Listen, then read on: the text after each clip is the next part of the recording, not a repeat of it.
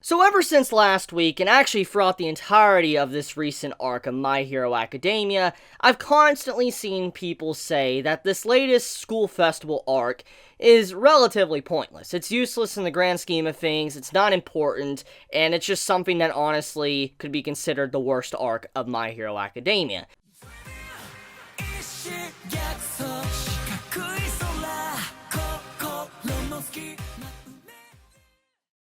And so I was like, you know what? Let me make a video on this and point out the reasons to why this arc, the latest arc of My Hero Academia's manga, isn't pointless and actually holds a lot of weight for the future of this series. So I'm going to have some brief little points to cover and just explain to many that think that this arc was pointless and why it was actually extremely important. So number one, the Culture Festival, the school festival arc.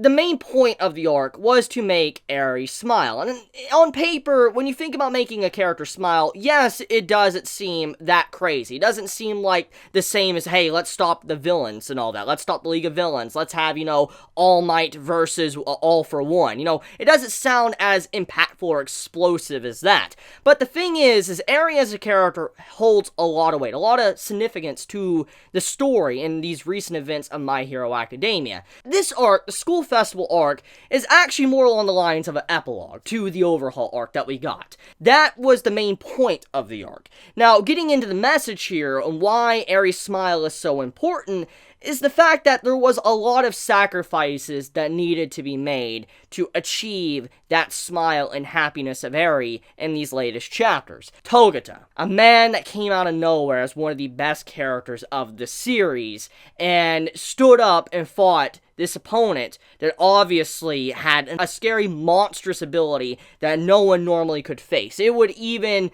drastically mess up All Might if he made one mistake. And that was how scary Overhaul was. And after seeing Togata's character, his personality, getting acquainted with him, and finding out how far he went to achieve his quirk to be like it is, and when he lost it all, but he still stood fighting, it showed what type of man he was, what type of hero he was. He did not back down. And his sacrifice of losing his quirk, protecting Eri in that critical moment for Izuku and Night Eye could pop up, was outstanding. His sacrifice is what eventually led to the events in the latest arc, with this epilogue, the school festival.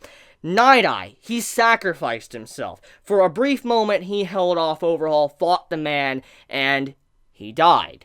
And in his final moments before he died, he was happy to see that Eri was saved, but also happy to see that Togata would have a very bright future ahead of him.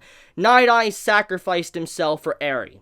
And then we have Izuku, which also sacrificed a lot. He had to fight continuously, breaking his body, trying to save Eri and take down Overhaul. And this is just the obvious stuff that happened in the arc that was just straight up sacrifices. This is not getting into the other events of the arc that happened just to be able to save Eri. For instance, Kirishima, Fat Gum. I mean, that's just a few little mentions right there, all that happened in the arc just for the school festival to happen. So in the grand scheme of things, Eri's smile holds a lot of weight for the plot.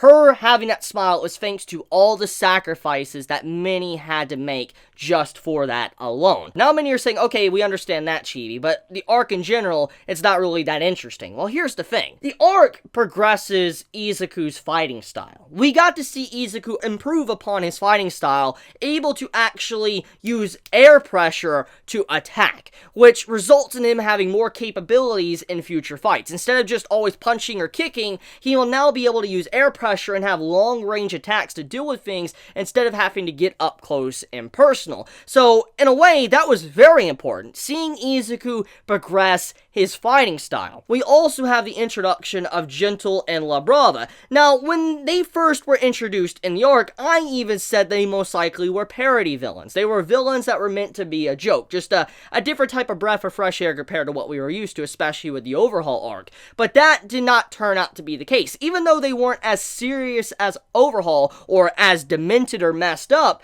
they were villains, very important villains, and really important pieces for the story of My Hero Academia in the grand scheme of things.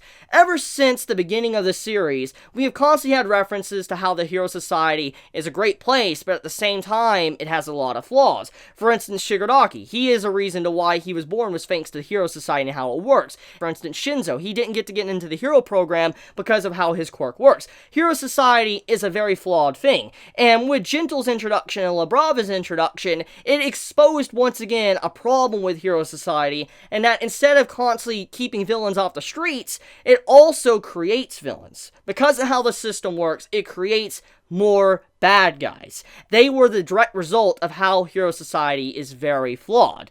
Then, Izuku taking down Gentle and Labrava is kind of like saying that to become the #1 hero, to achieve what you want as a hero, you need to step on other people's dreams. Regardless of how good you are as an individual, you have to step on others to achieve what you want. If you want to become the symbol of peace, that means that you have to step on someone else's dream to become the symbol of peace. There cannot be two symbol of pieces. So that is the big point of what Gentle and Labrava's character was about as well. Their defeat spelt the fact that Izuku wasn't entirely innocent. Even though he felt bad about it, he had to do that to achieve what he wanted. So that also showed that Izuku is not perfect by any means, or any hero at that. All Might, to achieve what he wanted, he had to crush many people's hopes and dreams just to get to where he was. So that's the big point of what the arc showed. Jiro's characterization. Many might not care about Jiro as a character, many might just care because she's a female character and want to call her best girl.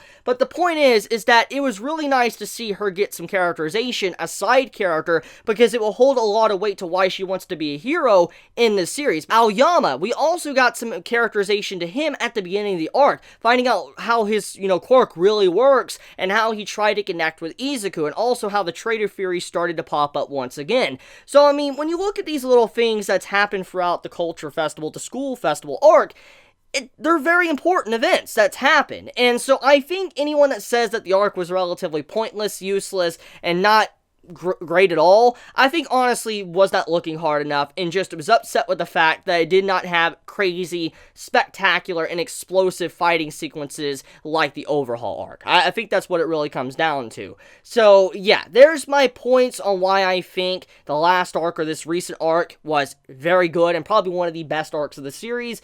But I'm going to end it here. So let me know your thoughts in the comments below. If you enjoy my content, please subscribe. If you like this video, please leave a like. And I love you guys. Please be safe. Chibi out.